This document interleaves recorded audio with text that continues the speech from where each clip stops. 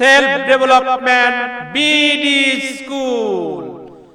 ধরুন এইটা আমরা মানটা বসাই, এইবার মানটা যদি বসাই -1 এন জোড় সংখ্যা মানে 2 দিলাম, সেক্ষেত্রে কিন্তু আমরা দেখো -1 গুণন -1 1 পেয়ে যাচ্ছে, কিন্তু সম্ভব। কেমন? যদি বিজোড় সংখ্যা হয় সেক্ষেত্রে কি মান পাবো না। এই দেখো কিভাবে সেটা সম্ভব না। যদি -1 এর উপরে যদি আমরা কি করি 3 দেই, সেক্ষেত্রে হবে -1 গুণন -1 গুণন -1, সেক্ষেত্রে কি হবে? -1 হবে। বিসমিল্লাহির রহমানির রহিম। প্রথমে সবার প্রতি শুভেচ্ছা এবং শুভকামনা জানিয়ে এখন শুরু করছি কি অসীম গুণত্ব দ্বারা সমষ্টি কিভাবে নির্ণয় করতে হয়। এখন অসীম গুণত্ব দ্বারা সমষ্টি কি সবই নির্ণয় করা সম্ভব? সব কিন্তু নির্ণয় করা সম্ভব না, এবং কোথায় কিভাবে নির্ণয় করা সম্ভব না সেই জিনিসগুলো আমরা এখানে আলোচনা করব। আশা করি তোমরা সাথে থাকবে এবং বিস্তারিত এখানে ব্যাখ্যা দেওয়া হবে, একদম ক্লিয়ার করে দেওয়া, পানির মতো সোজা হয়ে যাবে। কেমন? প্রথমে তোমরা যে জিনিসটা এখানে দেখতে পাচ্ছ, একটা ধারা লেখা আছে a+1 AR এ, এই যে দেখতে পাচ্ছ অসীম ধারা, এখানে আমরা এখানে অসীম লিখে দিতে পারি এইভাবে একটা ধারা। হ্যাঁ, অসীম গুণত্ব দ্বারা এই ধারার এনতম আংশিক সমষ্টি হচ্ছে এখানে এই যে দেখতে পাচ্ছ, আর প্রথম পদ এ সাধারণ অনুপাত কত এখানে আর, আর এনতম পদ এ আর টু দি পাওয়ার n-1, এবং এইখানে আরেকটা বিষয় হলো যে জিনিসটা হলো n বিলং টু n, আর এই nটাই হলো n এর অধীন বা অংশক। আর আর কখনো আর ইজ নট ইকুয়াল টু 1, আর কখনো এখানে কি 1 হতে পারবে না। হ্যাঁ, পরপর ব্যাখ্যাতে দেখব কিভাবে সেটা কোথায় কি হচ্ছে। এইখানে তোমরা দেখতে পাচ্ছ যে এইখানে, তাহলে এই ধারা থেকে আমরা লিখতে পারি যেমন এই যে তোমরা যখন কি হবে, যদি 1 এর চেয়ে আর কি হয় বড় হয়, সেই ক্ষেত্রে কি আসে, এই যে তোমরা দেখতে পাচ্ছ সূত্রটা, আর যখন 1 এর চেয়ে আর কি হয় ছোট হয়, সেই ক্ষেত্রে তোমরা দেখতে পাচ্ছ। এখন আমরা মূল যে ব্যাপারগুলো আলোচনা করব সেখানে আসি।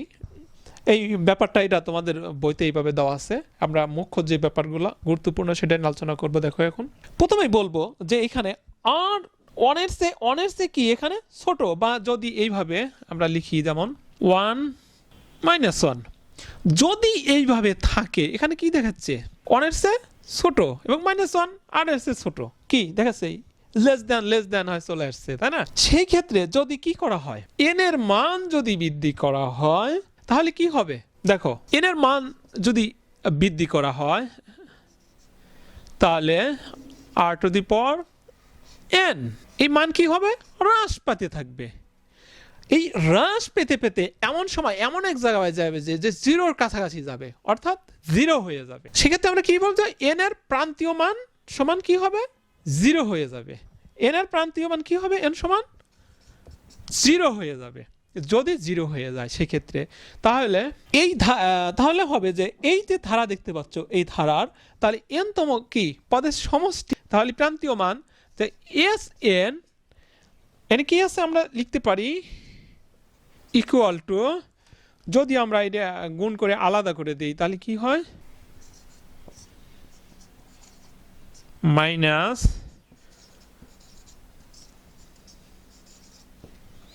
ইকুয়াল টু,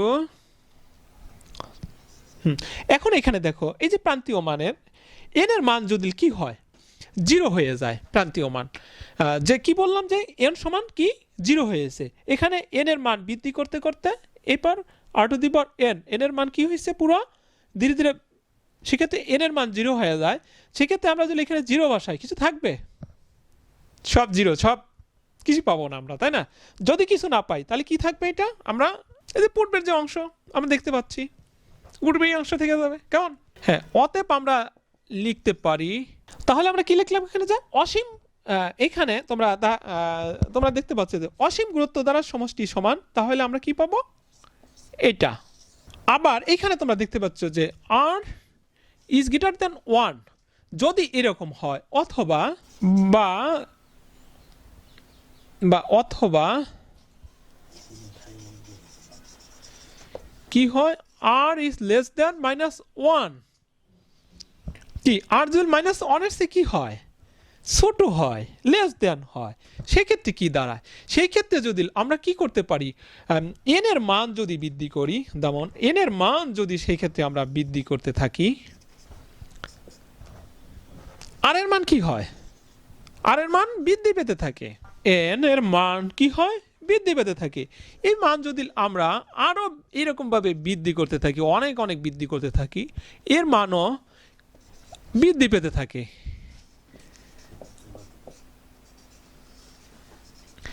এরকম বৃদ্ধি পেতে পেতে একসময় কি হয়, আমরা প্রান্তীয় কোনো মানই পাওয়া যায় না। কিভাবে সম্ভব?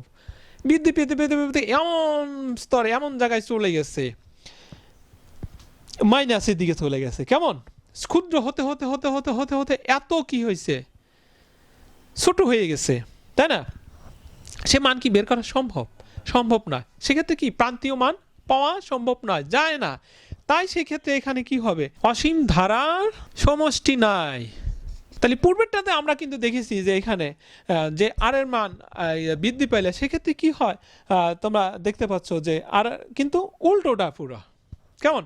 সেক্ষেত্রে কিন্তু আমরা পাচ্ছি, কিন্তু এখানে কিন্তু আমরা পাওয়া সম্ভব হচ্ছে না। একটা মজার ব্যাপার, যে জিনিসটা গুরুত্বপূর্ণ, দেখো আর সমান যদি -1 হয়, সে যদি কি হয় যে আর এর মান যদি মাইনাস হয়, সেক্ষেত্রে কিন্তু কি করা সম্ভব না, যে ধারাটির এনতম আংশিক সমষ্টি নির্ণয় করা পসিবল নয়, কারণ এর প্রান্তীয় মান পাওয়া সম্ভব নয়। এন যদি জোড় সংখ্যা হয়, যেমন মনে করো এটা মানটা বসাই দিলাম আর এর একবারে জোড় সংখ্যা হয়, ধরুন এইটা আমরা মানটা বসাই, এইবার মানটা যদি বসাই -1, এন জোড় সংখ্যা মানে 2 দিলাম, সেক্ষেত্রে কিন্তু আমরা দেখো -1 গুণন -1 1 পেয়ে যাচ্ছে, কিন্তু সম্ভব। কেমন? যদি বিজোড় সংখ্যা হয় সেক্ষেত্রে কি মান পাবো? পাবো না। এই দেখো কিভাবে সেটা সম্ভব না। যদি -1 এর উপরে যদি আমরা কি করি, 3 দেই, সেক্ষেত্রে হবে -1 গুণন -1 গুণন -1, সেক্ষেত্রে কি হবে?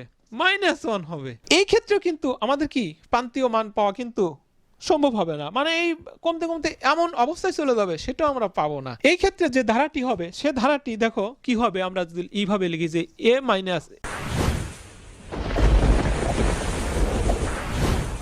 Plus a minus a plus a minus a plus, এইভাবে কি চলতে থাকবে। এই ধারাটা কিন্তু আমরা পাবো না। এইভাবে যদি আমরা মান বসাইলে কিন্তু এইভাবেই পরপর, কেমন, এই যে প্লাস মাইনাস এভাবে আসতে থাকবে, চলতেই থাকবে কন্টিনিউ, কিন্তু এটার আমরা কি পাবো না? প্রান্তীয় মান পাবো না। তাই সুতরাং এই অসীম ধারাটিরও কোনো কি সমষ্টি নাই। তাহলে এনতম পদের যে আংশিক সমষ্টি, সে সমষ্টি আমরা কতটুকু পর্যন্ত কিভাবে কতটুকু বের করতে পারবো, জিনিসটা কিভাবে হয় এবং কোনটা বের করতে পারবো না, এবং গুণোত্তর ধারা কি সেটাও কিন্তু জেনে ফেললাম। আর গুণোত্তর ধারার এইগুলা কিন্তু পূর্বেও বলা হয়েছে, সেটা আসলে কি গুণ আকারে কিন্তু আসলে বৃদ্ধি পেতে থাকে। কি কেমন? অনুপাত। গুণোত্তর ধারা হচ্ছে আসলে একটি অনুপাত, কটা পূর্বে এবং পরের ধারা পদের সাথে পার্থক্যর যে অনুপাত, সেটি হলো কি গুণোত্তর ধারা, অর্থাৎ নির্দিষ্ট পদ থেকে পূর্ব পদের সাথে যে অনুপাত, সেটি হলো কি গুণোত্তর ধারা। এখন সেটা হলো অসীম ধারা, এখানে আলোচনা করি অসীম ধারা। আশা করি তোমরা পরিষ্কার হয়ে গেছে, আর কোনো সমস্যা থাকার কথা না। কি কেমন? পরিশেষে এইটাই বলবো, যদি ভিডিওটা ভালো লাগে থাকে কি করবে, লাইক, কমেন্টস এবং সাবস্ক্রাইব করবে অবশ্যই। আর সবার প্রতি শুভেচ্ছা এবং শুভকামনা জানিয়ে এখানে শেষ করছি। খোদা হাফেজ।